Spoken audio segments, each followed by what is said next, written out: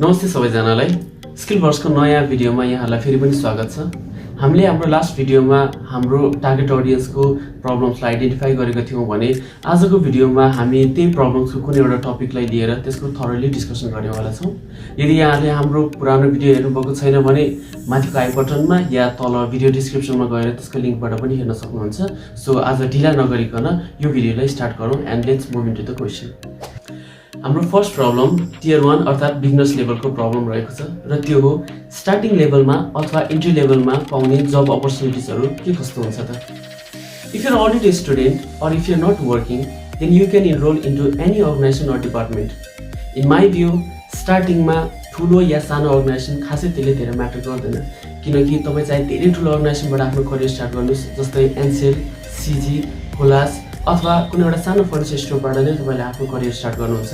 The main thing is कम्पनीको structure भन्दा पनि तपाईले आफ्नो रेस्पोन्सिबिलिटिजको रियलाइजेसन अनि तपाईको सिस्टमको अन्डरस्ट्यान्डिङ र त्यो लगायत वर्किङ इन्भाइरोमेन्टले नै स्टार्टिङ लेभलमा तपाईको मोटिभेसनलाई बुस्ट गर्ने काम गर्छ। एन्ड आई रिपिट कि do not run after big companies. Entry लेभलमा पाउने जब अपर्चुनिटिजहरु भनेको एकदमै धेरै डाइनामिक हुन्छ, किनकि यो लर्निङ फेज हो र यो लर्निङ फेजमा तपाई चाहे जुनसुकै डेजिग्नेसनमा जुनसुकै डिपार्टमेन्टमा बसेर काम गर्नुस्, you have nothing to lose. Instead you will get to explore things that you are capable of and every day will be a learning day.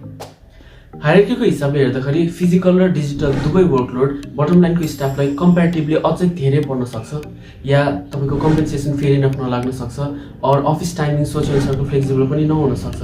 तर म के भन्न चाहन्छु भने सुरुमै कम्फर्ट जोन खोजेर हुँदैन।